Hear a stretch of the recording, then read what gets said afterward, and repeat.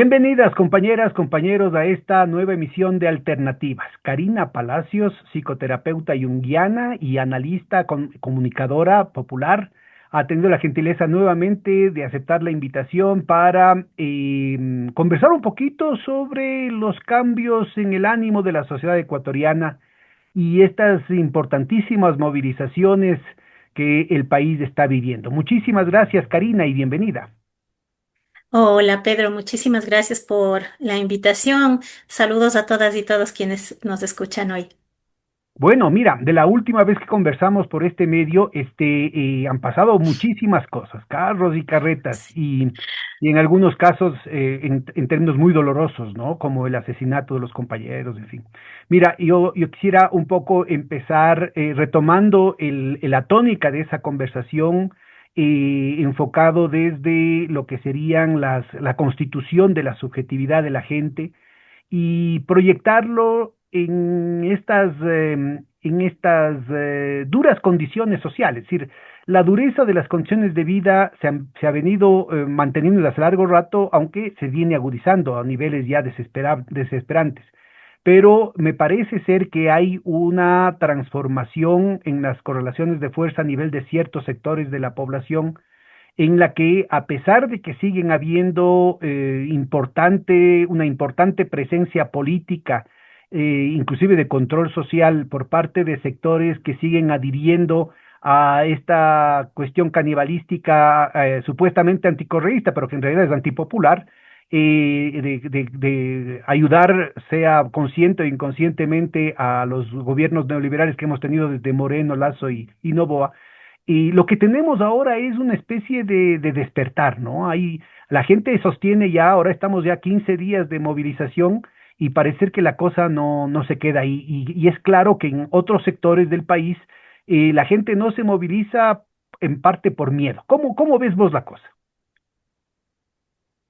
Bueno, ha sido toda una coyuntura de revuelo, ¿no? Empezando por el hecho de que las primeras movilizaciones y manifestaciones tuvieron lugar ya algún tiempo atrás respecto al tema, por ejemplo, de, de la falta de atención en salud, de la gente que se movilizó mucho en términos de dónde está la atención para el tema de la diálisis, que fue, digamos, creo que un punto central neurálgico en donde empezó como a caldear la situación y empezó a generarse una distinta visión de la cosa.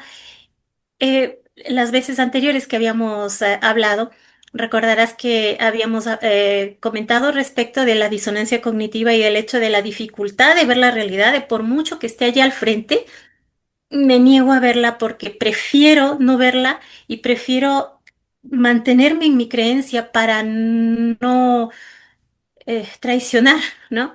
Mi propio pensamiento y sobre todo para no ver que he estado equivocado y que las cosas que he estado decidiendo han estado yendo en mi propia contra. Bueno, por Parece ser ejemplo, en el que caso, esto en el empezó caso a este cambiar. tan grave de las diálisis y de la cantidad de muertos, que son unas cifras pero espeluznantes, es Efectivamente. evidente, ¿no? Que cuando dicen, es que no hay plata, y la gente a veces dice, sí, pues ya no hay plata y se resigna, pero no quiere abrir los ojos para ver que el hecho de que la familia del presidente Noboa no haya pagado 155 millones de dólares de la deuda que tenía con él y de los impuestos pasados que no le da la gana de pagar, se lo perdonó Ujú, él solito. Estamos hablando solito. de más de 2 millones de diálisis que podían haber sido hechas, pues. Efectivamente. Digamos que este planteamiento de la austeridad, este planteamiento necropolítico, finalmente, es decir, un planteamiento desde el tienen que morirse porque no tengo plata, que es prácticamente lo que ha estado planteándose desde el gobierno, ¿no? Inicialmente ha tenido una cierta aceptación absolutamente disonante, ¿no? Cognitivamente disonante, totalmente fuera de la realidad, hasta cuando empieza a afectar a muchas más familias de las que se puede contar y a muchas más familias que efectivamente a la cual evidentemente.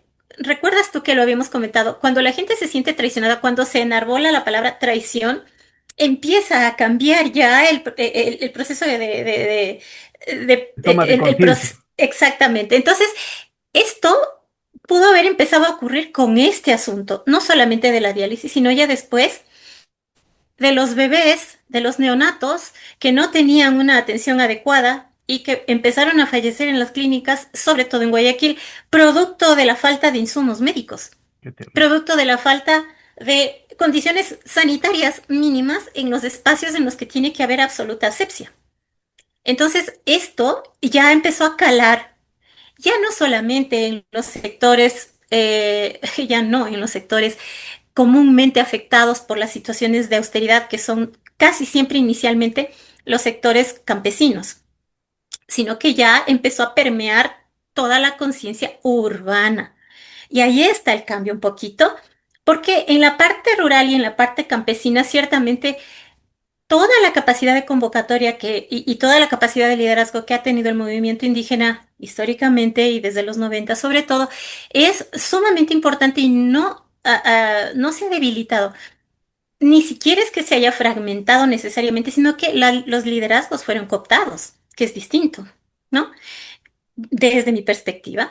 Entonces, esa cooptación de los liderazgos empieza a hacerse más evidente, empieza a hacerse más palpable en esta última temporada. Pero más allá de eso, en esa parte de lo campesino, en la parte urbana ya empiezan a ocurrir cosas, ya empieza a afectar directamente, ya no el bolsillo que estaba afectado, y que la gente se resignó, como tú mismo dices, porque se creyó el cuento de es que es culpa de Correa y es que es culpa de Correa. Y todos se lo atribuían al demonio, ¿no? Bueno, pero de Porque, todas claro, en maneras, lugar del demonio todavía estaba podrías este decir, mira, otro todavía personaje. podrías decir, y estoy tratando hasta de parafrasear cosas que yo mismo he oído a señoras y señoras de edad, señoras, en algunos casos gente muy, muy racional para otras cosas que totalmente se obnubilan con esta cuestión y podrían tranquilamente argumentar que si no hay dinero para las diálisis es porque Correa se llevó todo, se gastó toda la plata hace tiempos y no hay, ahorita estamos pagando el robo de los correístas. Siempre queda esa posibilidad, ¿no? En términos Eh, de eh, crearte esta claro, de coartada. disonancia cognitiva, por supuesto, siempre queda, pero esto ya configura un trastorno prácticamente, ¿no? Ya configura un trastorno definitivamente.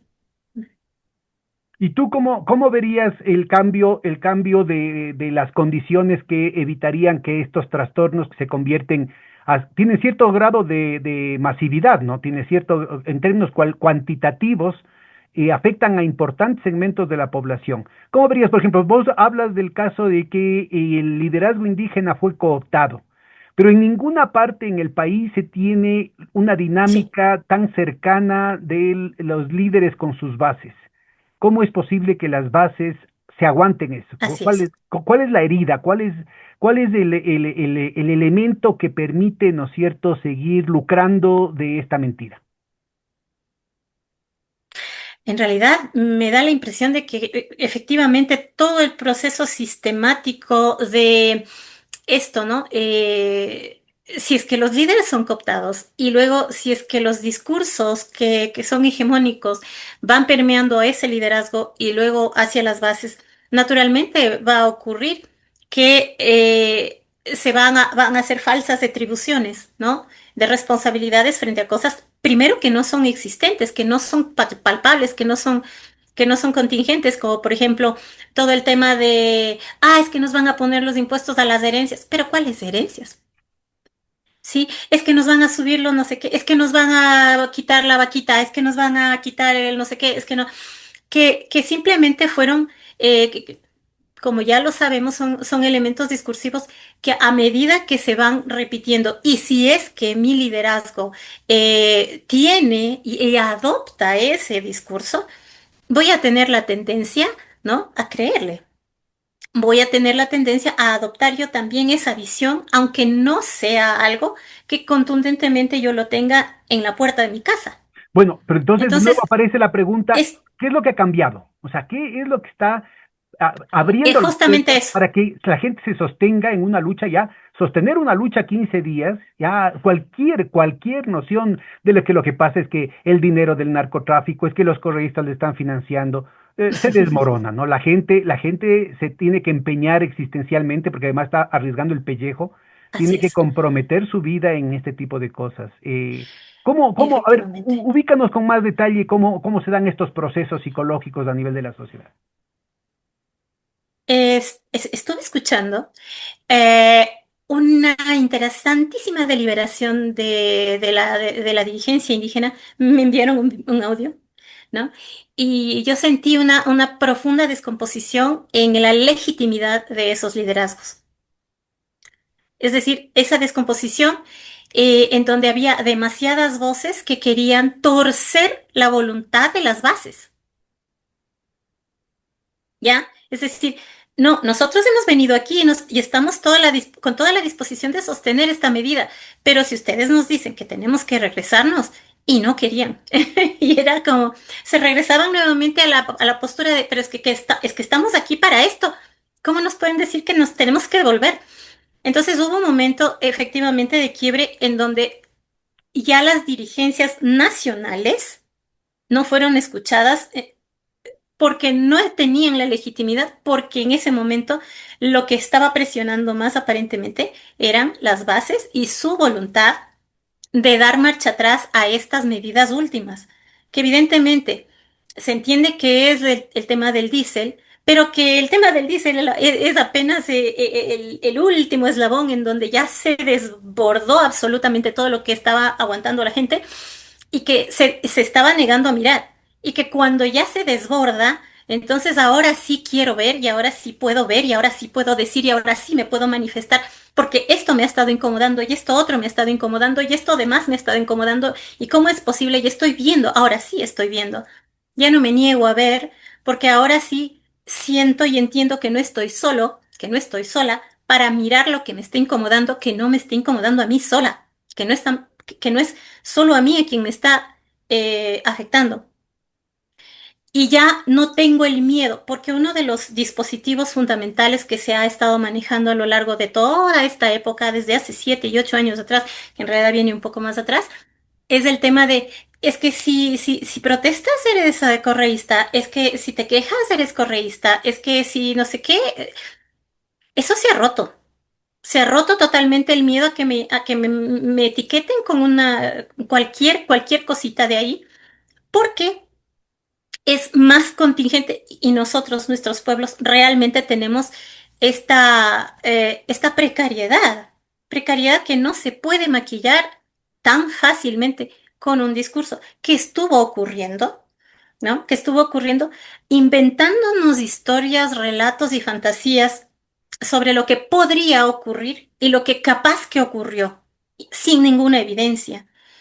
Y cuando empezamos a mirar, es muy importante, en esta parte sí es muy importante la, este quiebre de las bases del movimiento indígena, y es por eso que empiezan a aparecer pequeños fueguitos por todas partes, porque ya no es una movilización nacional única por una sola, por una sola reivindicación. Empiezan a reivindicarse otras cosas.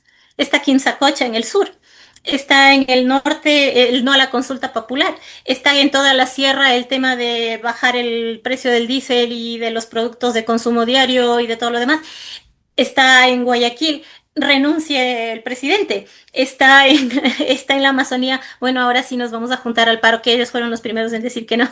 Entonces, todo esto, ¿no es cierto?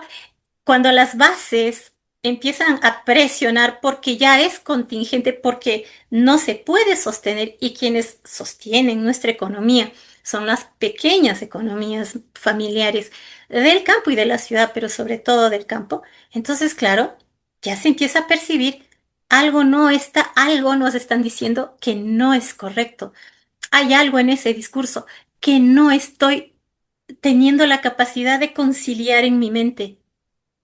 No lo puedo conciliar en mi mente, no puedo conciliar en mi mente que me digan que es culpa de Correa cuando hace 10 años yo no sufría de esto, cuando hace 10 años yo no tenía esta situación, cuando hace 5 años yo todavía podía ver ciertos temas que ahora no tengo ni siquiera un solo derecho.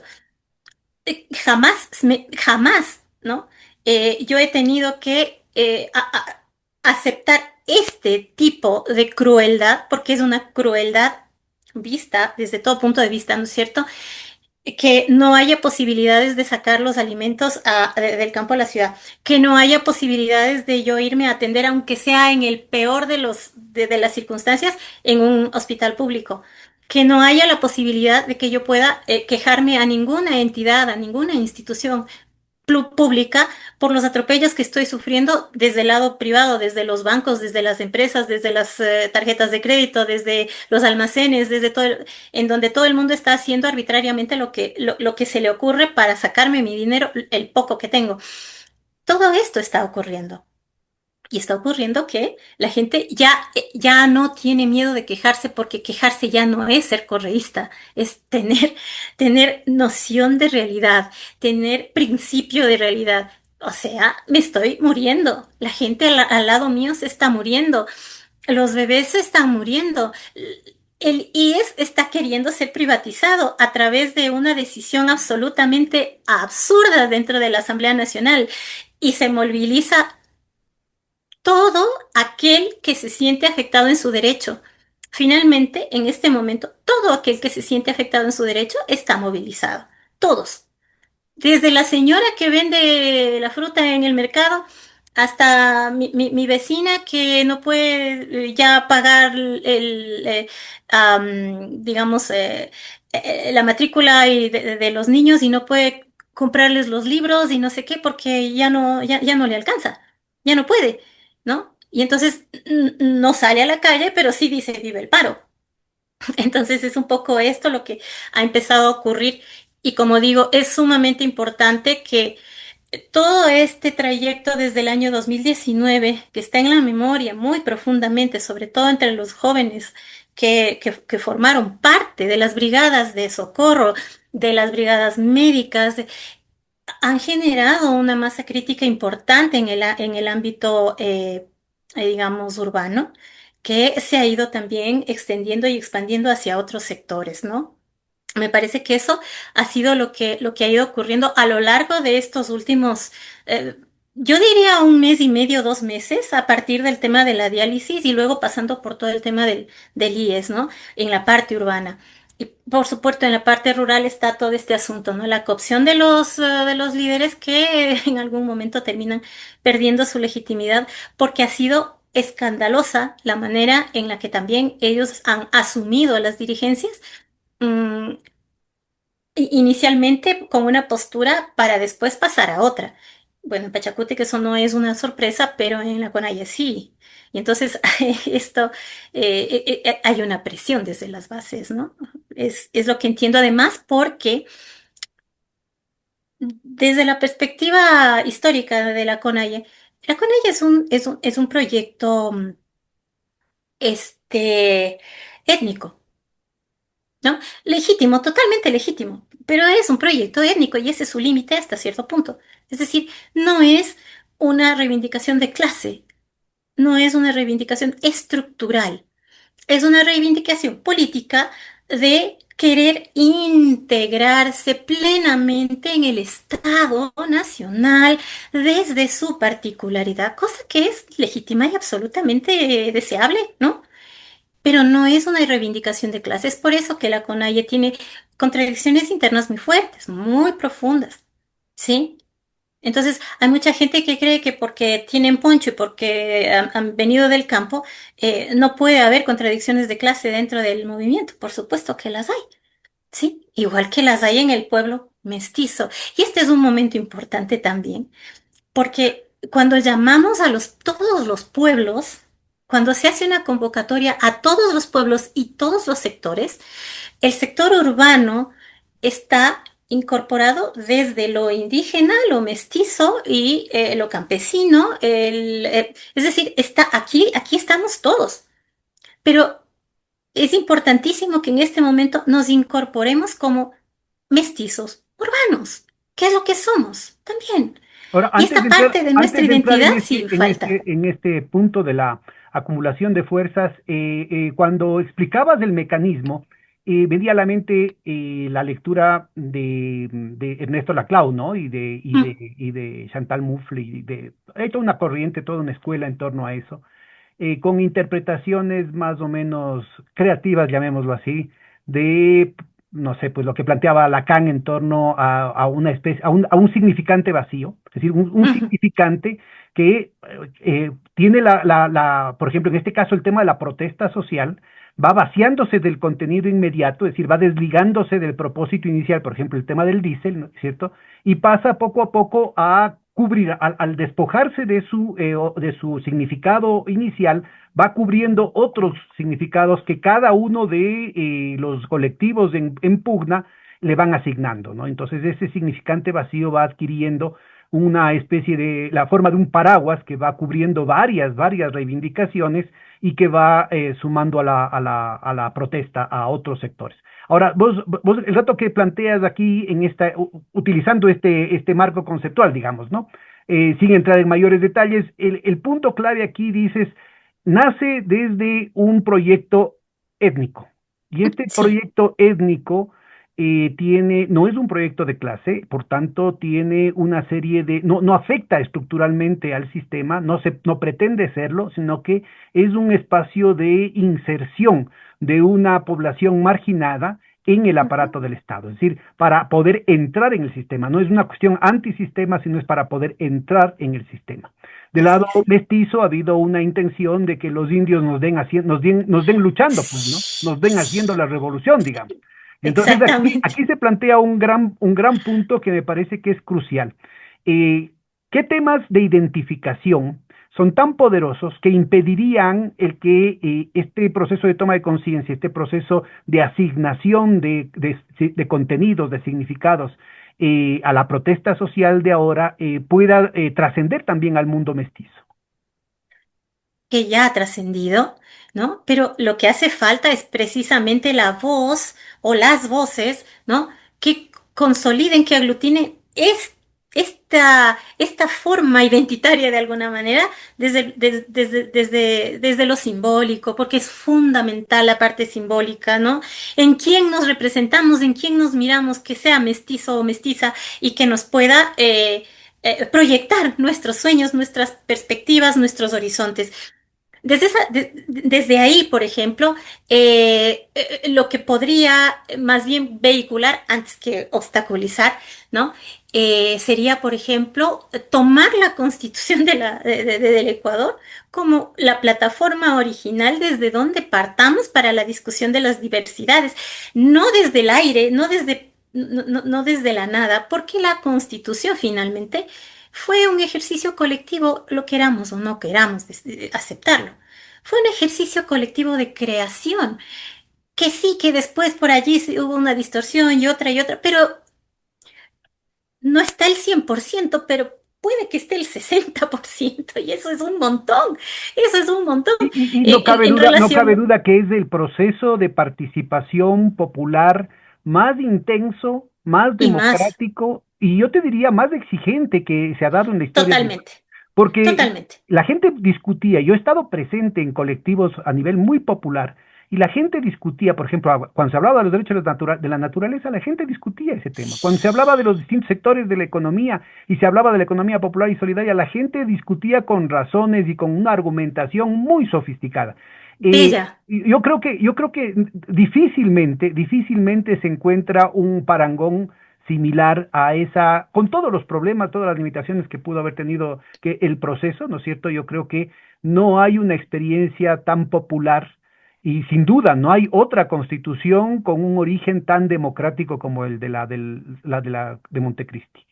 De hecho, eso es lo que tratan de echar Por eso quieren abajo. escarmentarnos, por supuesto, por supuesto. Es esa la No solo razón, quieren es echarlo decir, abajo, allí. Karina, no solamente quieren echarlo abajo, sino que van a entrar en el mismo proceso de desprestigio de todo el proceso de transformación, con todas las limitaciones del caso del correísmo, ¿no? O sea, van a terminar diciendo que satanizar a todo lo que fue el tema de la Constitución.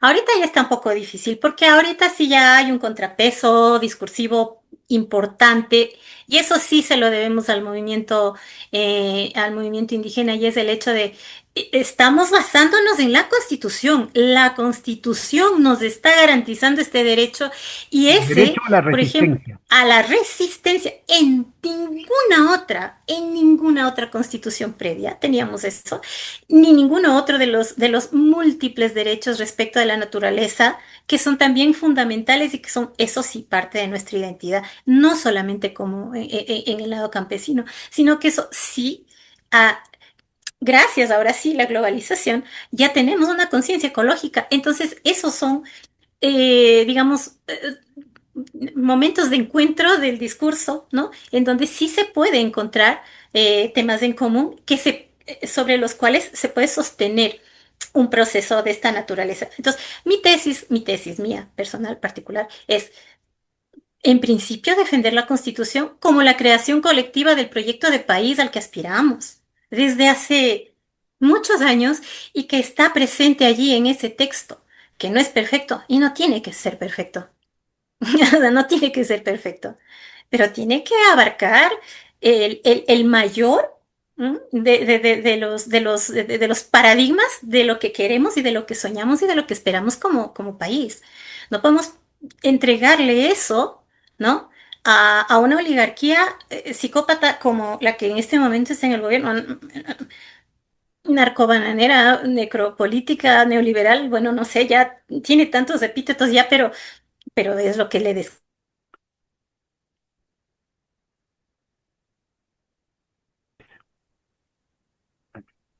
Entonces, este gobierno, ¿no es cierto?, tiene tantos epítetos y tiene estas características de una oligarquía completamente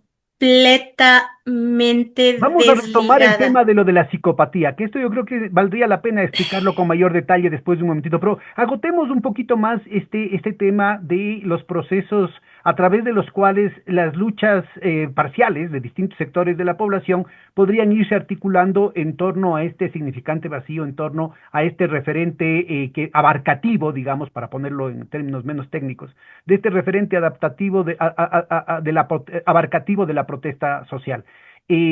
¿Cómo verías? Tú mencionas un tema que me parece que es central, dices, en el mundo mestizo faltaría un referente, y ese referente común al mundo indígena y al mundo mestizo podría ser la defensa de la Constitución de Montecristi. Sí. ¿Cómo verías tú el proceso de engarzamiento, ¿no? ¿Qué sectores podrían estar en capacidad de movilizar este tipo de iniciativas desde las bases de la sociedad, digamos, blanco-mestiza, que permitirían entrar en este proceso de convergencia?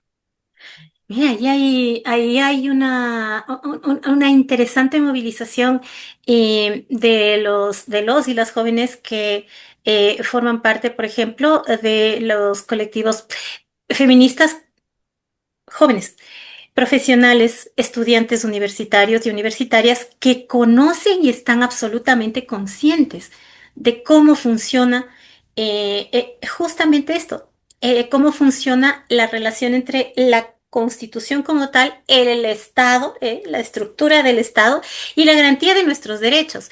Esta parte es, digamos, tener esta claridad y tener esta posibilidad de difundir esta idea. A ver, si tenemos una constitución como la que tenemos, hemos tenido estos derechos que hemos perdido producto de decisiones arbitrarias de distintos gobiernos, ¿no es cierto?, que los han ido conculcando uno tras otro y han ido institucionalizando hasta cierto punto esa violación de derechos y que ahora la quieren legalizar cambiando la Constitución. Es decir, quieren legalizar los hechos de facto, ¿no es cierto?, la violación de facto, como si eso después, ¿no es cierto?, en retroactiva, bueno, no pasa nada, no hemos violado nada, está todo bien, ¿no es Claro, todos cierto? los crímenes anteriores ya están perdonados porque ya cambiamos la Constitución. Entonces, lo que Exactamente. entonces era una ilegalidad ahora ya no es. Ahora no Es solo una ya no coartada es. ex post, cosa que es además ilegal. Es absurda, pero así funciona esta gente. Pero además está todo el tema de, ok, vamos a ver, tenemos que hacer, ¿no es cierto?, esta otra parte. Siento que sí hay algunos sectores un poquito más metidos dentro del ámbito de lo legal justamente, que persiguen y que es necesario hacer la justicia a los anteriores gobiernos, ¿no? Desde el año 2019, del paro del 2019, el 20, es decir, todo este acumulado ¿eh? de crímenes contra las personas desde el gobierno, desde el Estado. Entonces, todo esto es otro elemento que sí nos puede juntar. Porque no es verdad que solamente los muertos los ha puesto las comunidades indígenas, ¿sí? Claro. Pero tampoco es cierto, ¿no es cierto?, que todos han sido exclusivamente en temas de movilizaciones, Ujú, ¿sí? Entonces, ¿en dónde quedan estos niños, estos neonatos que han muerto? ¿En claro. dónde quedan las personas con falta de diálisis que están muriendo y están agonizando? ¿En dónde quedan las personas que murieron durante toda la pandemia innecesariamente porque se privilegió el pago de deuda antes que el pago a la salud? ¿En dónde está? Entonces, todo esto, ¿no? Que son todos los atropellos que propiciaron nuestros traumas colectivos durante todo este tiempo, Ahora, mira, ¿sí? vamos, no Para... sé, no, vamos ubicando tal vez uno por uno para que nos vayas un poco ilustrando cómo se dan estos procesos de toma de conciencia, cómo pasamos de cerrar los ojos a abrirlos, digamos. A ver, el Ujú. tema, por ejemplo, de las decenas de miles de muertos, que sería el evento más masivo y que nos involucra a todos los ecuatorianos. Yo creo que en la conciencia del 95, para no decir 99% de la población ecuatoriana, no hay una conexión entre el prepago de la deuda, del cual la gran mayoría no estará enterado. No hay una conexión entre las políticas neoliberales del favorecer a la oligarquía y los muertos. Es decir, no hay esta relación causal que permitiría esa toma de conciencia. Me ¿Cómo verías? parece que Y solamente sí. le acabo por ubicar el otro tema, ¿no? Es decir, por ejemplo, el tema de la diálisis, vos dirías, son las familias de las personas que enfermas, de las personas que han sufrido desgracias, y tal vez y su radio de gente más cercana, pero no es una cuestión tan masiva. En el caso de los niños neonatos, ¿no es cierto? Igual podríamos hacer una cuestión así. ¿Cómo, más o menos para tratar de dar una proyección cuantitativa, ¿no? ¿Cómo verías tú porque se da un proceso mucho más importante también, me parece, de empatía, ¿no? De solidaridad, cosa que también eran Exactamente. temas que se habían perdido en la sociedad ecuatoriana. Exactamente. No tanto que se hubieran perdido, pero sí estaban contaminados. Estaba profundamente, perversamente contaminado. A ver, eso explícanos, por favor. Justamente, primero el tema este de los niños, ¿no es cierto? De los neonatos. Eso y el hecho de que haya personas que están fuera de los hospitales exigiendo una, una cosa tan de sentido común como atiéndanme porque me voy a morir, que es tan, ¿no? Es tan básico, ¿no? De alguna manera eso llega al nivel del escándalo, ¿sí? En donde tú puedes escandalizar, en donde tú puedes generar esa sensación de esto es inaudito. ¿Cómo puede estar pasando esto? ¿Sí? Inmediatamente ya hay algo que se rompe allí y empiezas a hacer conexiones. Desde el lado de la empatía, en donde se empieza a despertar la empatía, ahora sí, tú empiezas a generar conexiones. Claro. Y entonces, y tú lo escuchas, tú lo escuchas en la calle. Claro, si esto mismo hicieron, si esto mismo fue lo que pasó, por eso mismo se murió tanta gente ¿sí? O sea, están haciendo en retrospectiva, están haciendo un Exactamente. proceso de reflexión sobre algo que yo te diría, Eso se, así, en hubieron psicología, imágenes, si eso en psicología se llama, en psicología se llama la resignificación del pasado, claro, claro. así tal Porque cual. yo te diría, en ese momento, en el momento de la pandemia, hubo imágenes tan fuertes y tan pasmosamente inefectivas como el hecho de que se veía la imagen que además circuló en todo el mundo de personas que estaban botadas a los familiares, había que dejarlos en la esquina de la casa, ¿no? Botados ahí en una fundita. Y al mismo tiempo se veía al poco tiempo de eso los amigos del gobierno, los privilegiados, los periodistas pauteros y toda esa cuestión que tenían un privilegio para vacunarse antes de tiempo, ¿no? Entonces, y eso Entre no otras movilizó a la varias gente, cosas. entre otras Entre, cosas. Lo que digo es que estas imágenes, en términos así de fogonazos, estas imágenes no surtieron el efecto que uno supondría que debería haberse generado en la conciencia masiva, digamos, ciudadana.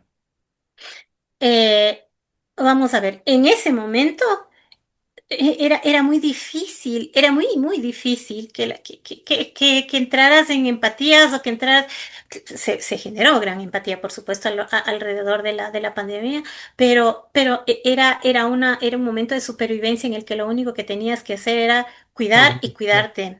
claro, No, estaba absolutamente por fuera de la posibilidad claro. del procesamiento de lo que estaba recién ocurriendo, que era un trauma colectivo. La resignificación del trauma a través de flashbacks, que es esto lo que te estoy diciendo. Claro, si por eso pasó esto mismo y si por eso cuando hicieron esto otra vez lo mismo que pasó, que es Por hacer un paralelo, es lo que sucedió con el tema de la crisis bancaria, ¿no?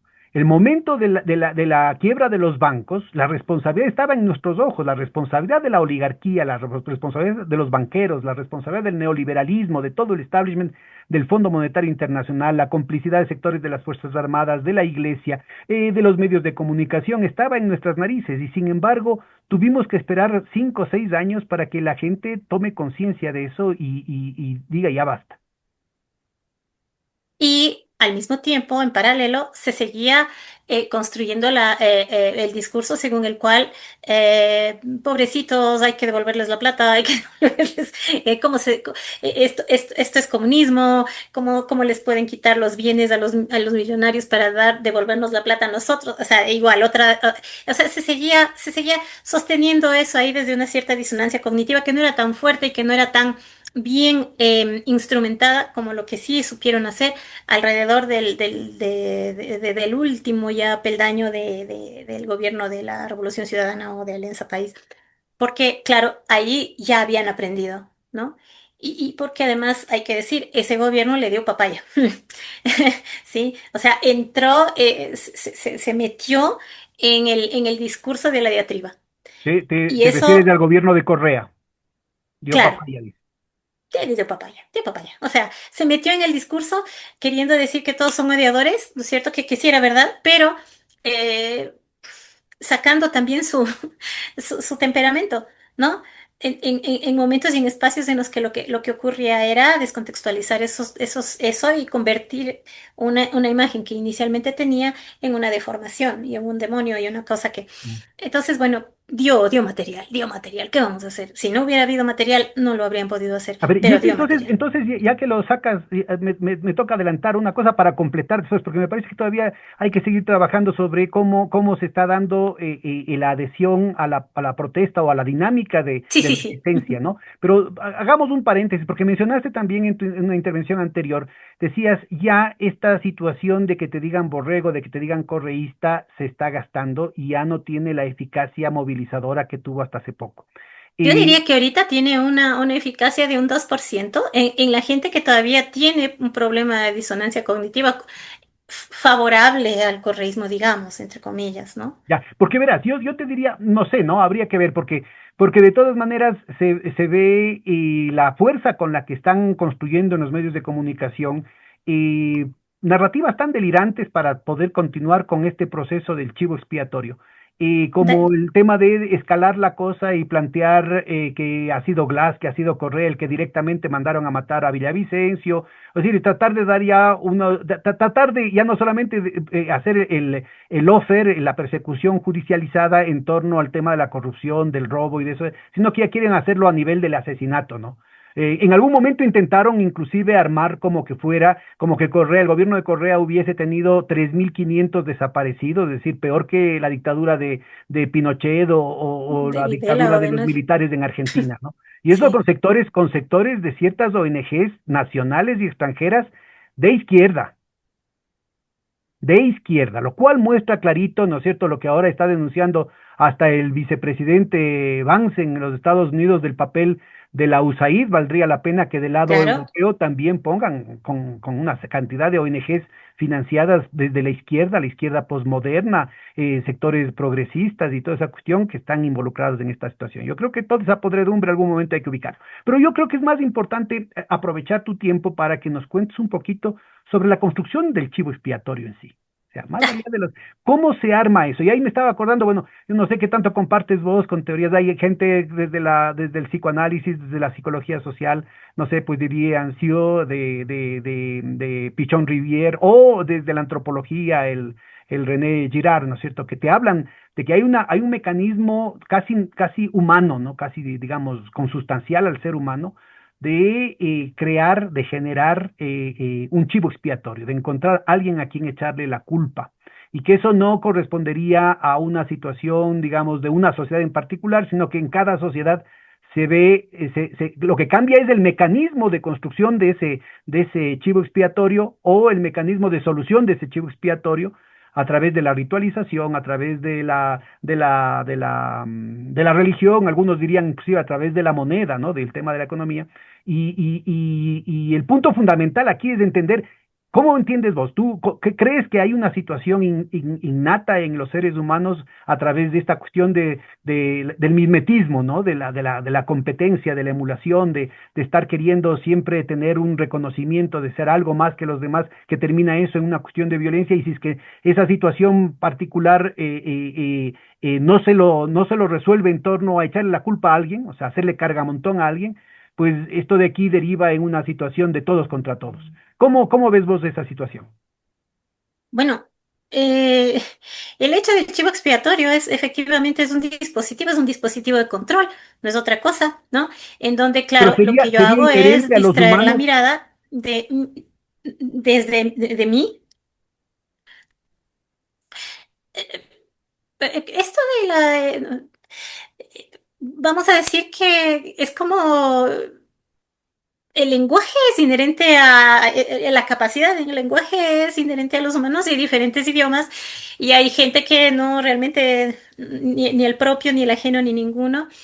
Es decir, digamos que no es una cosa per se que le tenga que pasar a todos. Y ciertamente lo que sí es un ejercicio de poder, ¿sí? Y el ejercicio de poder, si bien no es una cosa connatural del ser humano, sí, es un hábito que se ha venido construyendo a lo largo de siglos, ¿no?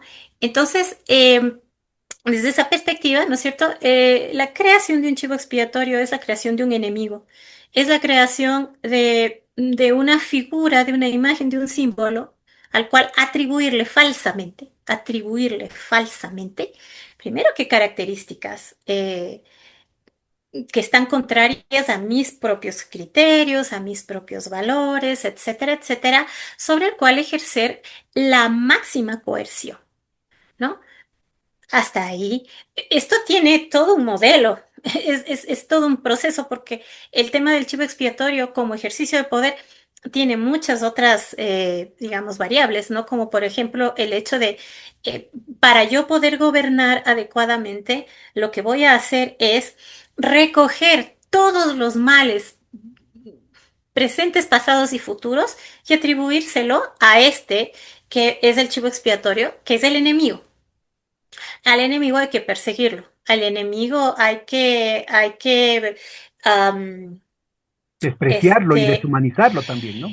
deshumanizarlo, en principio, es lo primero, ¿no es cierto? Porque si es todo lo contrario a lo que yo reivindico como lo máximo y lo más alto, ¿no? Entonces, evidentemente, el otro va a ser todo lo opuesto, por lo tanto, fuera de lo humano. Y fuera de lo humano no es solamente lo malo, sino es lo sobrenatural. Entonces el chivo expiatorio termina siendo un ente al que yo le tengo terror, porque a lo mejor es mucho más poderoso que el verdadero poder que está oprimiéndome. Y esa es la trampa. Ya, pero El chivo expiatorio. explícanos, eso para vos que has trabajado muchísimo tiempo, has dedicado tu vida profesional a enterarte de esto, pero además tienes toda una preocupación intelectual sobre cómo funciona la mente humana. Cuéntanos al común de los mortales cómo hacemos para tragarnos semejantes ruedas de molino y cómo podemos satanizar a alguien de manera tan rápida y de manera tan irracional y de manera además tan impermeable, ¿no? Porque es impenetrable en algunos casos y la imagen que terminamos construyendo respecto a este chivo expiatorio, inclusive sin que haya ningún, como mencionabas hace un momentito, ¿no? Sin que haya ninguna relación con la realidad, o ni siquiera, porque podrías decir, bueno, lo que pasa es que todavía no se descubre la evidencia de lo que robó, de lo que mató, de lo que persiguió, una cuestión así, pero hay cosas que ya superan inclusive las leyes de la lógica, ¿no? La superan, o sea, las leyes de la lógica no están presentes en esto. Esto Cuéntanos, ¿cómo se da este mecanismo? ¿Cómo opera? son temas Cuando simbólicos, dices ¿no? Correa dio papaya, o sea, dio material, Correo de papaya. ya, a ver, construye a partir de eso. ¿Cómo opera en la gente que podía estar A ver, neutra o inclusive favorable al correísmo? vamos a empezar ¿Cómo pasas a lo contrario? justamente como había dicho hace un ratito, a través del enarbolar el símbolo este de he sido traicionado. He sido traicionado, me vieron la cara. Porque en el momento en el que hay una imagen, ¿no es cierto? Porque la imagen era alta, era grande, era respetable. Eso, ¿no? Era difícil de destruir y de hecho no se la ha destruido. No se la ha destruido. Lo que ha ocurrido es que ha sido distorsionado en ciertos sectores a través de la repetición y la reiteración de un montón de comentarios, rumores, acusaciones falsas, atribuciones falsas. Y no importa, no importa. ¿Por qué? Primero, porque yo estoy teniendo una cierta confianza en quien emite el mensaje. Quien emite el mensaje son los medios de comunicación normalmente. Estos medios de comunicación tienen esta enorme capacidad de la desinformación. ¿Qué quiere decir esto? Que yo mezclo frases que tienen información, que tienen un dato, pero a ese dato yo le doy una lectura que lo distorsiona. ¿Sí? Entonces el dato puede ser verdadero, puede ser empíricamente confirmable, pero mi lectura, mi interpretación y cómo yo le rodeo de duda, de sospecha, de cuidado, ¿qué es lo que va a pasar aquí? sin ninguna, sin ninguna otra realidad que mi interés en generar sospecha y duda de parte de quien yo ya he señalado como el futuro enemigo o chivo expiatorio, en este caso la oposición, ¿no es cierto? Entonces, desde ahí yo empiezo a crear este halo de sospecha. Es apenas una sospecha. Vamos a ver, ¿no? Vamos a ver si, vamos a ver. Pero el vamos a ver tiene una intención de que tú digas, pero ¿cómo? ¿Cómo vamos a ver? Pero ya me están diciendo. Cuando yo he hablado de la disonancia cognitiva en otros momentos contigo, y que es mi monotema, ¿no es cierto? Eh, es justamente ese momento en el que se me empieza a crear una duda frente a lo que yo creo o frente a lo que yo sé, frente a lo que yo percibo con mis propios sentidos. Cuando yo tengo duda respecto de lo que yo mismo estoy viendo, estoy oliendo, estoy sintiendo, estoy escuchando, cuando yo empiezo a tener duda de eso, ya me convertí en víctima. Ya me convertí en víctima de la disonancia cognitiva. Ya no estoy, ya no estoy en la realidad. Ya no estoy en mi realidad. Ya no puedo estar en contacto con esa realidad y necesito un mediador. Y ese mediador es el que me hizo sospechar porque, claro, es que él me está diciendo lo que yo no puedo ver. Entonces es, No es casual que aparezca pautado por el Banco del Pacífico, Alfonso Espinosa de nuevo en algunos comerciales, ¿no? es casual que aparezcan todas las momias de la derecha del siglo pasado a decir cualquier cosa. No, no, no, no, pero Sí, pero en absoluto. no cabe duda que la credibilidad que puede tener un Alfonso Espinosa en muchísimos hogares es muchísimo mayor que la que puede tener un Osvaldo Hurtado, por ejemplo. Ah, por supuesto. No, pues es que don Alfonsito, ¿no? Porque hasta es símbolo nacional. Es precisamente eso. Es una imagen familiar, es una imagen Es un paternal. símbolo, es un símbolo, es un símbolo, es un símbolo de profesionalismo, de constancia, y encarna valores en Ahora, mi... aquí hay un punto importantísimo, es un símbolo y cuando hablamos de símbolo, inclusive puede ser que sea mucho más importante el signo que el significado, el significante que el significado. Es decir, no importa qué es lo que diga, Así lo es. importante es que aparezca. Ya con él está convocando una cantidad de significados que involucran Él es precisamente a ética, ese referente sí, de exacto, credibilidad, ¿no? exacto. Es ética, es profesionalismo, es constancia, es permanencia. Yo le creo. ¿Por qué me va a mentir este señor a mí? Cosa que ya no ¿Cómo lo por qué? pueden hacer ni Jorge Ortiz, ni Carlos Vera, ni, bueno, digo Kendo ya desaparecido, ni ninguno de los actuales, digamos, líderes de opinión, ¿no? No, ellos no tienen, nunca han tenido ni tendrán esa, digamos, la capacidad de convertirse en símbolo. Mm, mm. No, Alfonso sí. De hecho, en la facultad nos lo ponían como, hasta cierto punto, como, no como un referente del periodismo en absoluto, sino como, fíjense, la voz del locutor que tiene y cómo vocaliza, ¿no? Entonces es como, hay que seguirle, ¿no? O sea, es un Cuando ejemplo de sea todas grande quiero maneras. hacer así. Oye, a ver, cuéntanos un poquito más, sigamos trabajándole un poquito este tema, Sí, que me parece que sería muy ilustrativo, ojalá no sea solamente tontería mía. o sea, Cuando tú mencionas que, cuando dices, el momento en que Correa entró en la diatriba, les dio la materia prima para que construyan sobre esa base el chivo expiatorio. ¿Por qué? ¿Por qué? Y en sí, cambio, si señor. se quedaba como víctima, si se quedaba callado, el que calla otorga, decían algunos. ¿Por qué la diatriba? ¿Por qué el responder? ¿Por qué el entrar en el conflicto fue una pieza fundamental para apalancar este proceso de construcción de un chivo expiatorio en el correísmo? Porque dadas las características de la forma, símbolo, forma, dadas las características de la forma en la que él se resbala y cae en la trampa, ¿m? Él saca de sí lo que no necesitábamos conocer de él. De su forma de expresarse, de su forma de... No necesitábamos conocer eso porque a nosotros no nos importa, no nos debería importar, ¿no es cierto?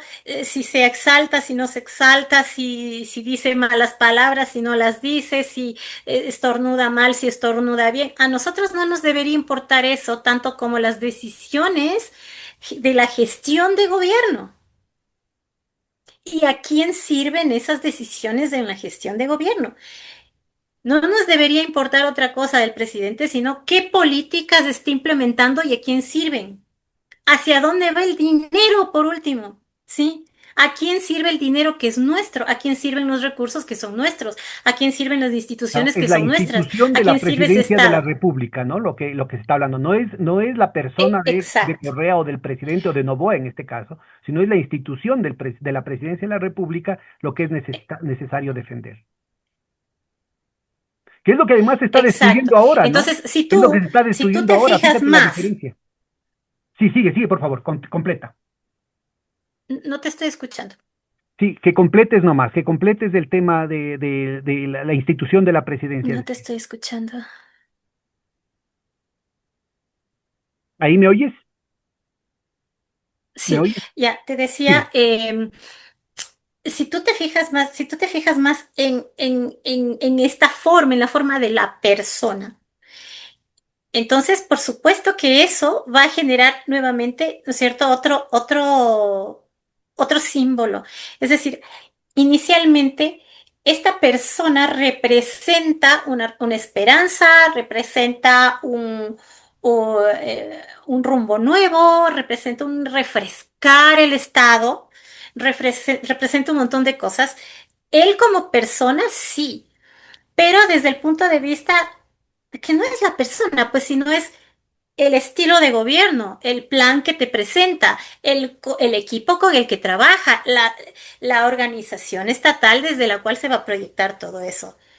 ¿sí? Es decir, no es la persona, pues. O sea, la persona puede seguir caminando por la calle, no pasa nada, ¿sí? Es todo el aparataje alrededor de él. Entonces, de la misma manera, ¿no es cierto? Si tú te fijas en eso, tienes que fijarte también en lo que representa en este momento este otro personaje que está en el, digamos, para hacer el contraste. Entonces, cuando ya Correa se desmarca de su imagen, él solito se desmarcó de su imagen. Él solito se desmarcó de su imagen afable, de su imagen contenida, de su imagen brillante, de su imagen de un hombre que es capaz, que puede, su imagen pública me refiero, ¿no? Imagen como constructo simbólico. Entonces, claro, él se desmarca de eso porque somos humanos, no somos una imagen, ¿no? Se desmarca de eso solito, solito en público, ¿ya? Y en público de eso hicieron festín los medios de comunicación y poco a poco, en lugar de informar todas las cosas que se decidían a nivel de Estado en las sabatinas, ¿no es cierto? Poco a poco, en lugar de hacer esa información que inicialmente era fuente de información, las sabatinas, poco a poco se fueron convirtiendo en otra cosa. Y entonces, claro, había exabruptos, había cosas que no eran necesarias. Las sabatinas eran demasiado largas y ahí había espacio para que fuera todo lo humano que fuera. Pero eso estaba bien si es que lo hicieras en un ambiente controlado, ¿no? A nivel nacional y global. Porque en ese momento había toda la posibilidad, como ocurrió, ¿no es cierto?, de que los medios de comunicación observaran esto y las oligarquías vieran la oportunidad de hacer de tus debilidades tu imagen, Ya, en cambio hacer de ahí en el tus... paralelo, en la comparación, sí, sí, me parece que hay que retomar el tema que mencionabas hace un momentito. Cuéntanos qué es una Ajá. psicopatía, qué es una sociopatía y por qué la oligarquía de manera descarnada, no solamente que ya no oculta el hecho de que actúan de manera psicópata y sociópata con respecto al resto del país, sino que lo están utilizando como parte de su mecanismo de control social. ¿Por qué en el caso de Correa el aparecer humano, demasiado humano, se vuelve en su contra? ¿Y cómo hacen los medios para convertir el cinismo y la arrogancia oligárquica desde el ejercicio del poder, que trasluce el que hay una psicopatía detrás de esto, lo transforma más bien en uno de los méritos, en uno de los instrumentos de consenso? Bueno, en este momento eso ya falla, ¿no? Porque ya no es consenso, digamos, pero en su momento lo que ocurre es que a eh, que está ahí en Carondelet, no sé ni cómo nombrarle, no, no, no, pues eso que está ahí en Carondelet, inicialmente no se conocía, ¿no? ¿Y cuál fue la imagen que se presentó? Un niño que estaba leyendo un guión y que parecía brillante. Un presidente sexy, un presidente sexy. Verás que ¡Qué horror! Bueno, seguramente, sí, la yo escuché eso.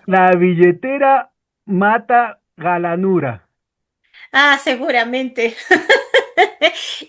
Pero fíjate Y cómo... yo te decía, parte de, o sea, esa psicopatía, o sea, eso que le importa un comino todo, no solamente la ley, no solamente la ética, no solamente inclusive la compasión. Él dice, yo soy bien malo, ¿no? Ajá. Y trasluce, por ejemplo, el comportamiento con su exmujer, tantos juicios, o sea, discúlpame, en cualquier parte del mundo eso podía haber destruido a un político, ¿sí? Que le siga tantos juicios a la mujer, que se ensaye de tal manera. Es decir, aquí no, lo convierten los medios de comunicación, pero también en las redes sociales, pero también porque hay ¿cómo te digo? Hay una demanda en ciertos sectores de la sociedad desde la impotencia decir, así quiero ser yo, ¿no? Hacer lo que me da la gana. O sea, como respuesta a la impotencia aparece esa arrogancia, aparece ese cinismo, aparece esa transgresión permanente, aparece ese quechuchismo, aparece como un mérito, ¿no? Sí. Es decir, ahí justamente, cuando estamos dentro del tema, porque justamente esas cosas ocurren como respuesta a trauma. Es un trauma colectivo cuando tú respondes a eso, en principio. Cuando estás creando la imagen simbólica de esta, ¿no? Es, tengo dificultad, de este personaje que está ahí en Carondelet, cuando estás trabajándole a esa imagen, la, lo principal a lo que se apela, ¿no? Lo principal atributo al que se apela en principio es joven e inexperto. Claro, Es joven e inexperto. Déjenle aprender, ¿sí? Entonces, ¿a qué se apela? Fíjate, al sentido de maternidad. claro. No se Era la apela misma a su compasión, guapesa. la misma compasión con la que se trabajaba a la imagen de Lenin Moreno, ¿no? Pobrecito, es que está enfermito, es que ya mismo se muere, es que lo que pasa es que ya no jala con la enfermedad, una cuestión así. Y en algún momento también se utilizaba esa compasión con la enfermedad y las dificultades de Lazo. Ah, sí, que va con el bastoncito y no sé qué. Todo el teatro aquel. Entonces sí, efectivamente allí estás apelando a la misma empatía que después vas a utilizar a tu favor para delinquir, ¿no? Entonces lo que haces es crear un capital simbólico ahí, ¿no? Que después tú vas a invertir y vas a utilizar. Porque es difícil, una vez más, cuando entras en disonancia cognitiva, cuando tú has creído en algo, cuando tú has confiado en algo, no quieres, no quieres perder ese referente, no lo quieres perder y prefieres dejar de ver cosas, ¿no? Con tal de mantenerlo. ¿Qué es lo que ocurrió con Correa? Con Correa ocurrió que justamente la gente no quería creer, la mayor parte de gente no quería creer lo que le estaban diciendo respecto de ese presidente, ¿sí? Por eso se generó tanta polaridad, porque las personas que sí estaban más dispuestas a dejar de creer, ¿no es cierto? A abandonar ese referente, se posicionaron completamente al contrario cuando se sintieron traicionadas, porque estaban más abiertas a admitir que fueron traicionadas, ¿sí?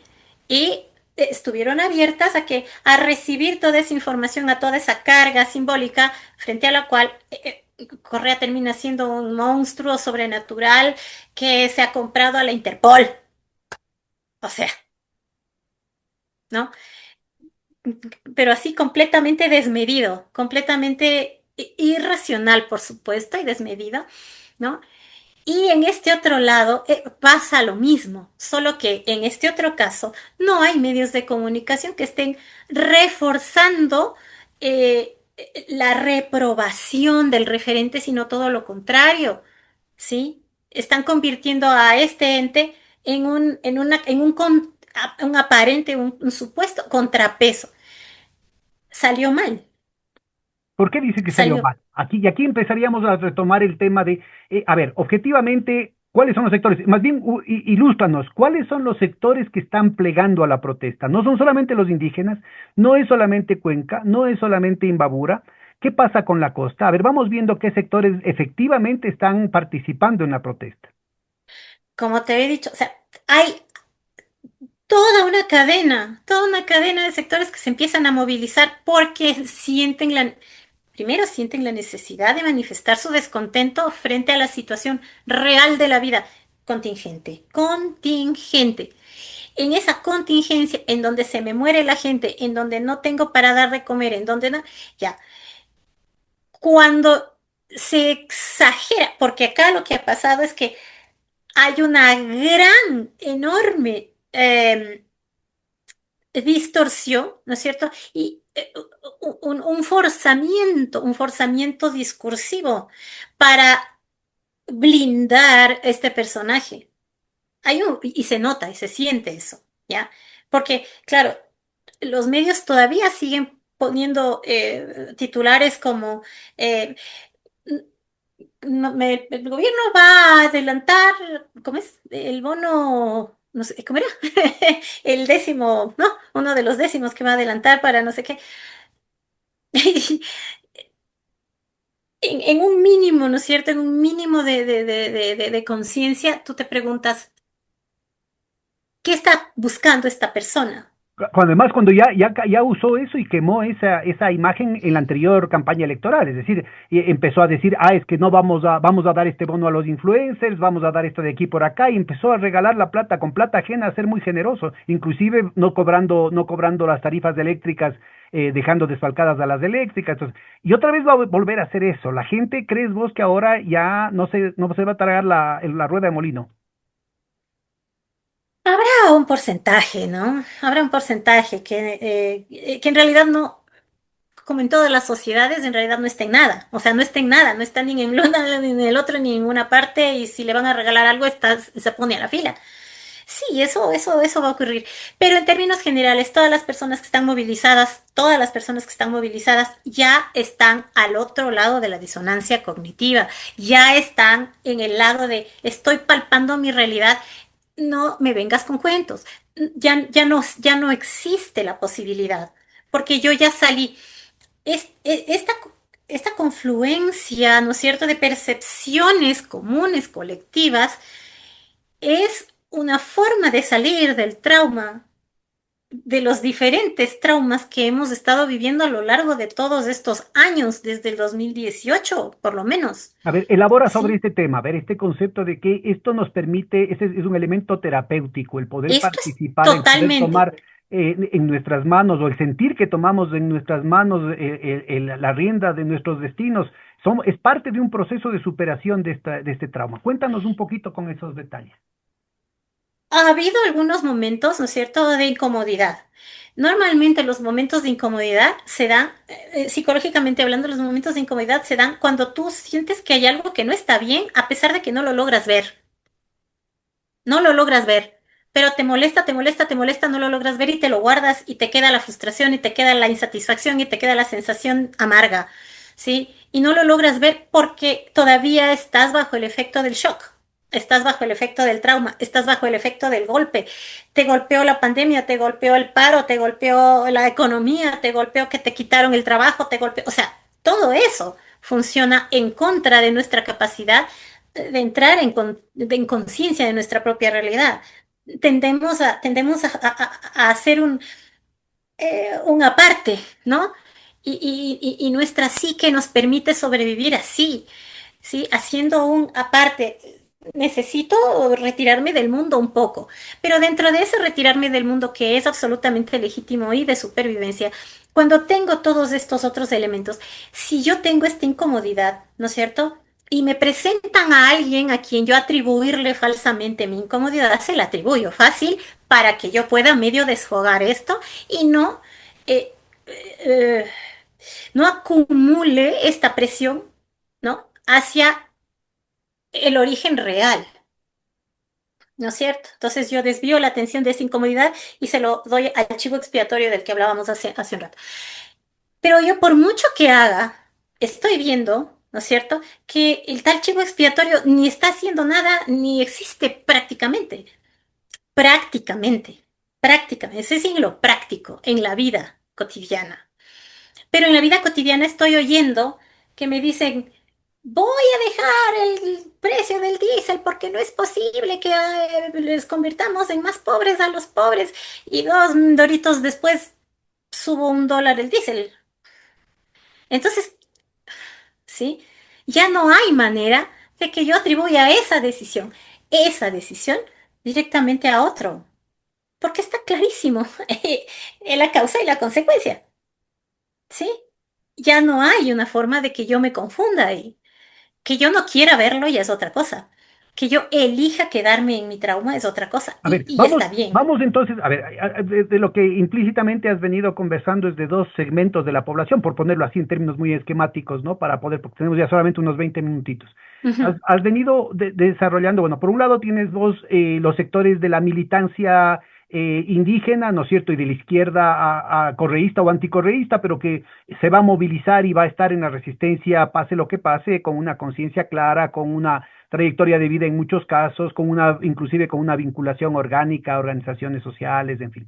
Por otro lado tenemos el correísmo, ¿no es cierto?, que ha estado resistiendo, has mencionado cómo es la gente que no cayó en la trampa de construir ese chivo expiatorio, pero luego tenemos dentro de los que sí cayeron en la trampa del chivo expiatorio, dices, el un sector sería el que con ellos no pasa nada, dice, simplemente Sí. está a la que cae, simplemente tiene otras cosas que le absorben la vida y no tiene la energía psicológica como para mantener, digamos, atento a un proceso de crítica, autocrítica, de pensar y repensar los problemas del país. Pero luego Sí, no, tenemos ese se acomoda, digamos, es ya, una especie de esa camaleón gente que ahí. se acomoda. Hablemos de este segmento, pero hablemos también del otro segmento de los militantes Ujú. anticorreístas que ven la cuestión, por ejemplo, ven el asesinato de los niños de las Malvinas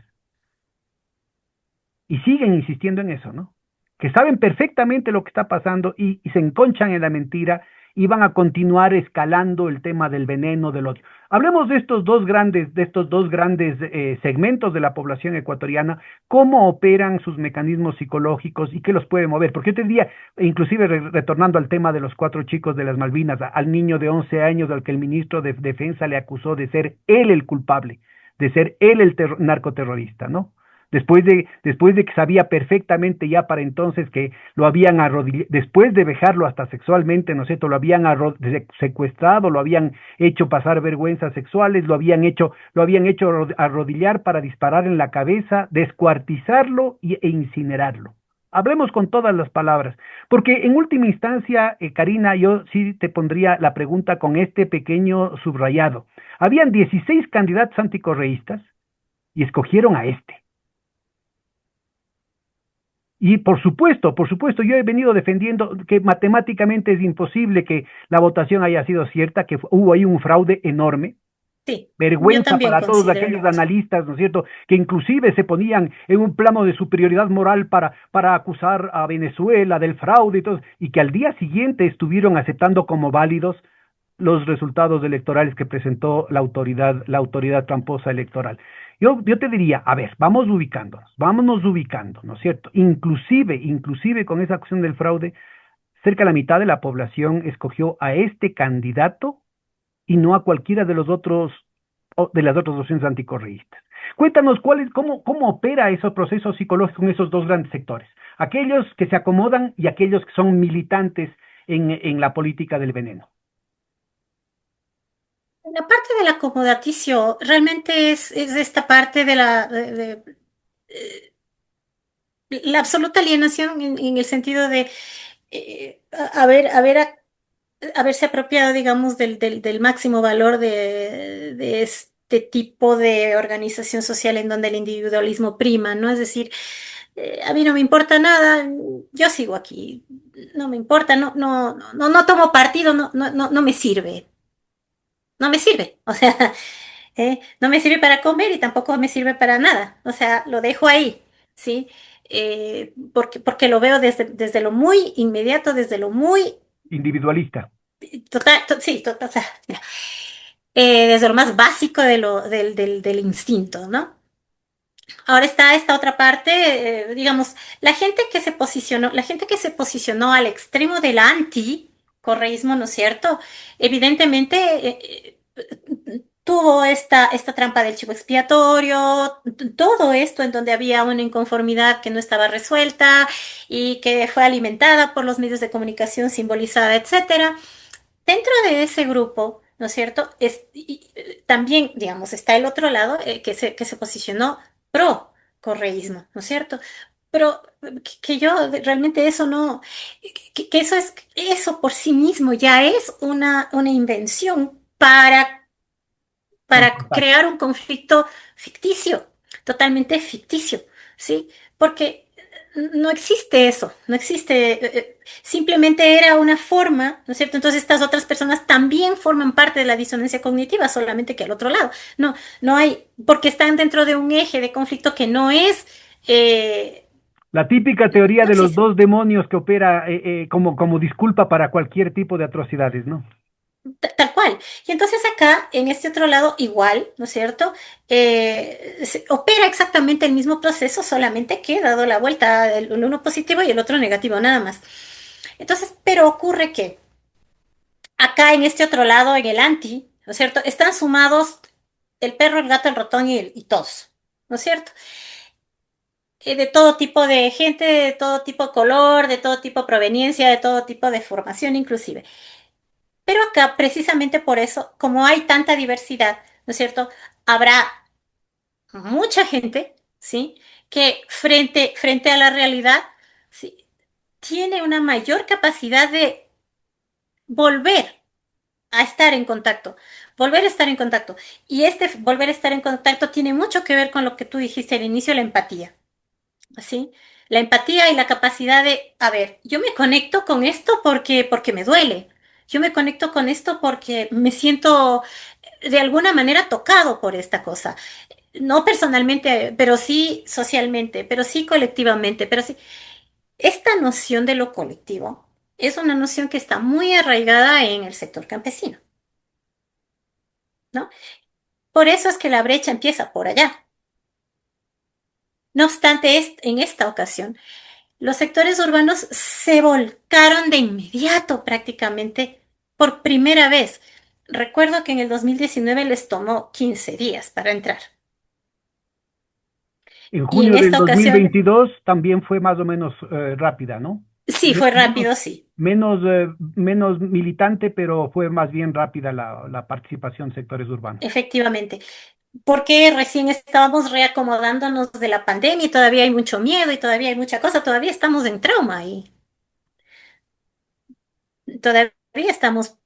Y las personas que se movilizan, las personas que se pueden movilizar en ese momento son las personas que son, guste o no guste la palabra, son más resilientes, es decir, no están ateridas de miedo, ¿sí? Tienen cursos para salir y para enfrentar no solamente la realidad social, política, económica, sino la realidad de la pandemia, que probablemente estaba en retirada, pero que de todas maneras quedaba todavía un buen momento ahí. Entonces, con todas estas cosas, ¿no es cierto? La empatía y el sentido de lo colectivo y lo comunitario es una de las cosas que detona y la empatía, ¿no? O sea, en el momento en el que la empatía, el amor, vence al odio, vence al miedo, ¿sí? Ya estamos del otro lado del trauma, ya no estamos en trauma, estamos activamente viviendo la realidad. Y es una realidad horrible que no es agradable de mirar. Pero ahora, producto de esta capacidad de conexión con el dolor humano, yo puedo entrar. Porque, porque tengo que hacer algo para que ya ese dolor cese, para que esa cosa termine, para que esa situación se resuelva, para que ya no haya gente que se muera porque sí, solo porque quiere el presidente, que esta parte es psicopática. O Eso sea, te iba a decir. Entonces ahora justamente ahí viene el tema, ¿no? No es una cuestión simétrica de lado y lado de los recalcitrantes que a pesar de la disonancia cognitiva pues se enconchan en su mentira y siguen ahí.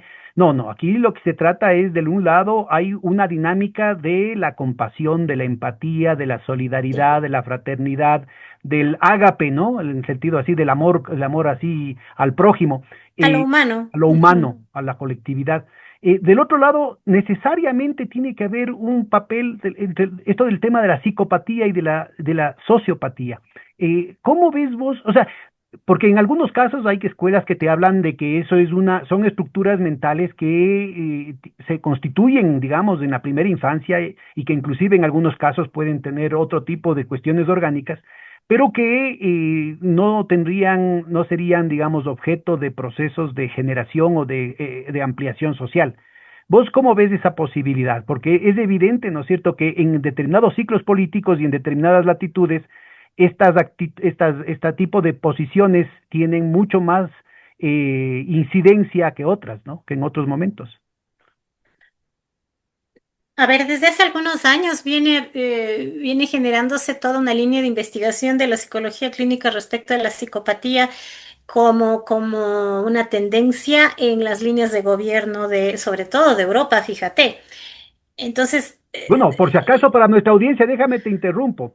claro, Hay un número de la American Psychological Journal, que es el, la eh, APA, de la no, APA, sí, sí, pero de es la el APA, journal sí, la revista, ¿no? Es decir, el sí, sí, journal sí, sí. académico, en el que te hacen con encuestas a propósito de los mecanismos de reclutamiento y te ubican. Primero, en algunos aparece el tema de que y los mecanismos de reclutamiento de Manpower, o sea, de las oficinas de recursos humanos, entre comillas, se encargan de manera sesgada de reclutar a personas que tienen rasgos psicopáticos. Rasgos y Y en el narcisistas. caso de los CEOs, ¿no? Hay un estudio con encuestas que te muestra que los CEOs del sistema financiero gringo son con fuertes aspectos psicopáticos. Por supuesto, porque este sistema no puede sostenerse, no puede sostenerse con la empatía. No estoy exactamente seguro de la fecha, pero es del 2012, que yo leí más o menos alrededor del 2012, por si acaso, es anterior al 2012, pueden encontrar. Sí, de Después de hecho, la crisis sí. de Lehman Brothers. De hecho, efectivamente, toda esta corriente de investigación nace a partir justamente del 2008-2009, precisamente cuando se da el primer desplome de todo el sistema, que fue En el que es evidente un comportamiento psicopático no solamente de las autoridades, exacto. y no solamente de las máximas, digamos, personeros de la banca privada, sino también de mandos medios. Sabían No, no, no. perfectamente el daño que O estaban sea, creando toda la estructura gubernamental y de los bancos, hizo, ¿no? porque de hecho lo que ocurre ahí es justamente esto que hemos estado diciendo. Es decir, no se opera desde la racionalidad ni desde la lógica. No, no, no, no, no. Se opera desde la arbitrariedad de mi interés, del interés de clase, del interés del conjunto de los que estamos coludidos, de los que estamos en complicidad, de la estafa más grande financiera a nivel global que después Bueno, sigue y lo estando mismo ahí. pasó con la crisis bancaria aquí en el Ecuador y acaban de recuperar exactamente la misma normativa, la misma estructura de incentivos que provocó la crisis bancaria. Exactamente, y eso es lo que quieren hacer con la Constitución. Y eso es lo que quieren hacer con el petróleo. Están boicoteando al petróleo para poder repartirse lo barato. Están boicoteando la cuestión eléctrica. Los apagones fueron programados. Se sabía que iba a haber la crisis. Por favor, revisen, compañeras, compañeros. Yo tengo 3 años antes de los apagones, tengo especialistas de distintas tendencias y formaciones advirtiendo que se venían los apagones. Y adrede boicotearon el presupuesto del sistema eléctrico para provocar los apagones y luego vender las soluciones. Lo mismo van a hacer con el tema del IES. Lo mismo están Ah, haciendo sí. con el sistema de salud. Nada de esto es porque ya no hay otra, porque no hay plata, lo que pasa es que sucedió, lo que pasa es que cayó, lo que pasa es que son inexpertos. No, esto es programado. Así es que aquí hay un tema, como bien mencionas, de psicopatía. Así es que yo creo que hay que ubicar científicamente esta acepción, que la gente empiece a manejar estos temas. No es teoría de la conspiración de nuestra parte, es una conspiración que efectivamente existe de parte de En ellos. realidad, o sea, el día de hoy estaba escuchando en un podcast justamente fantásticamente identificado el círculo de poder global, el círculo de poder global. Son personas con nombre y apellido, ¿no? Que son propietarios no solamente de todo el sistema financiero, sino también de todo el sistema de comunicación a nivel planetario prácticamente, y que ahora ya se están comprando TikTok. Entonces, todas estas cosas, ¿no? Están ocurriendo, Y ¿no? aquí en Y el Ecuador ya ocurren se compraron sin La que, sin Posta que, y Radio Centro y quieren comprar y La Calle y quieren comprar Ecuador en directo.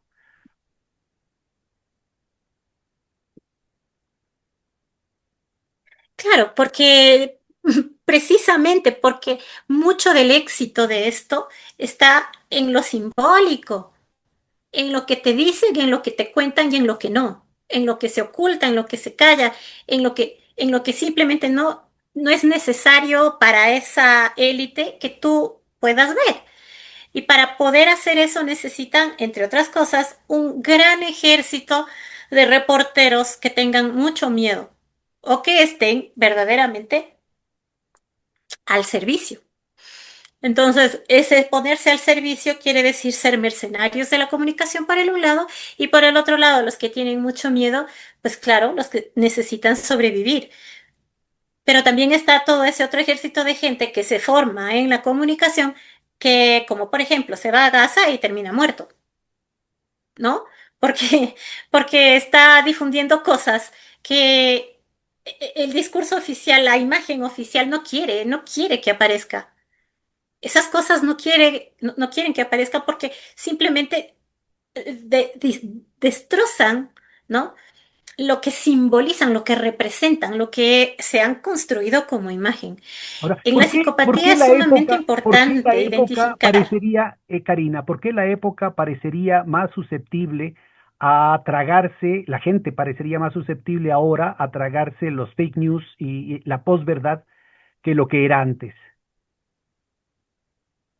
¿Es un problema solo tecnológico o hay un signo de los No tiempos? creo que sea ni más ni menos susceptible. Dudo mucho que ahora sea más susceptible.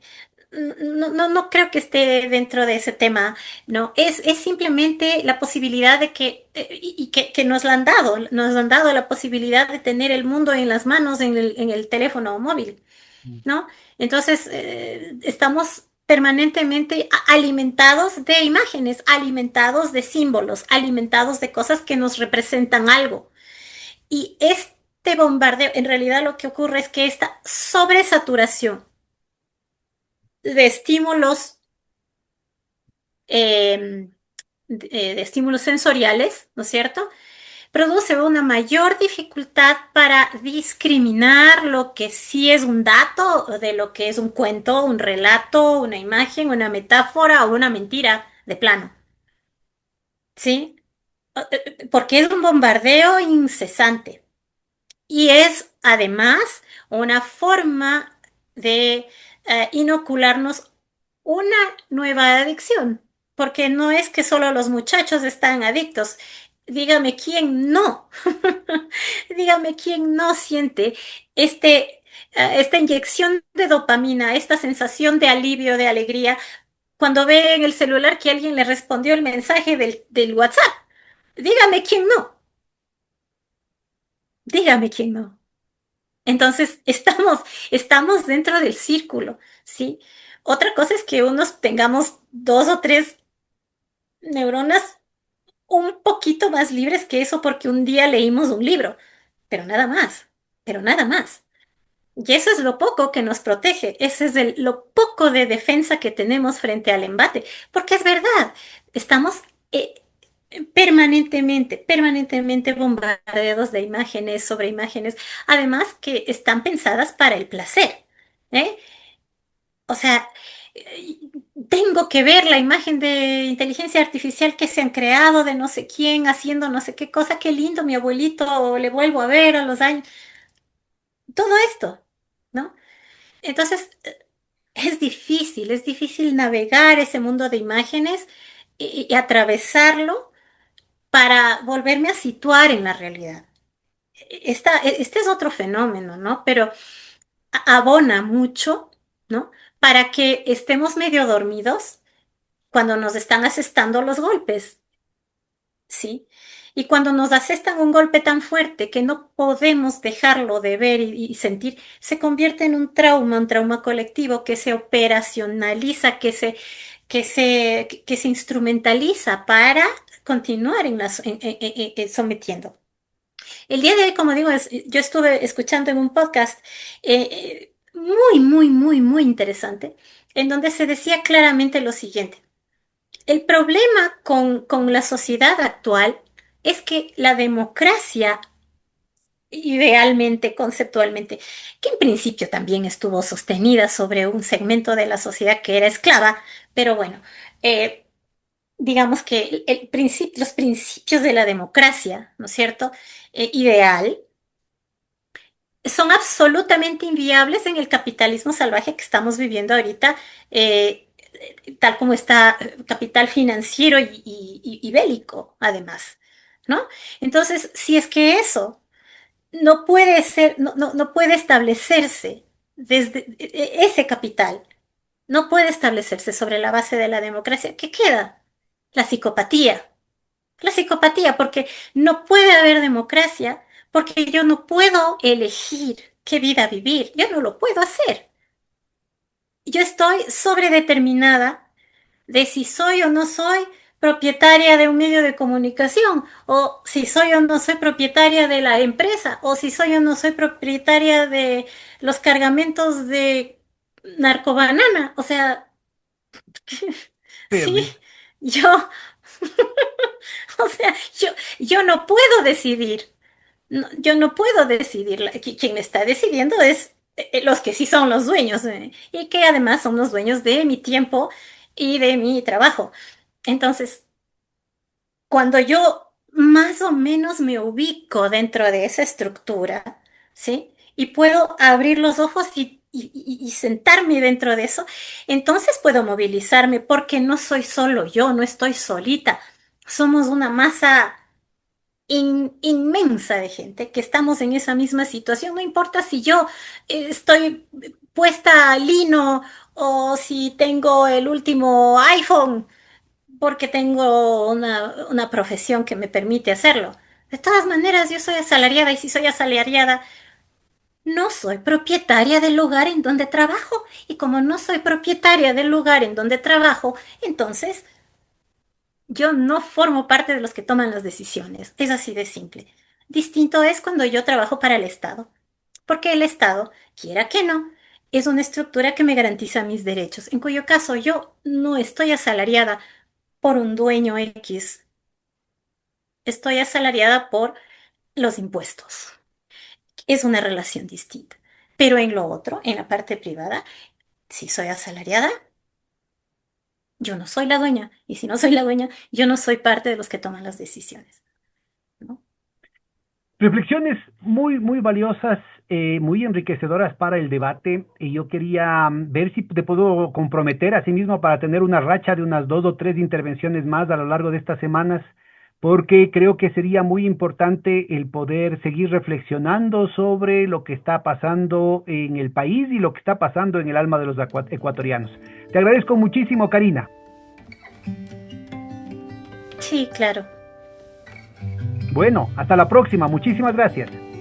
Claro, con mucho gusto, estoy dispuesta. Un abrazo. A las órdenes.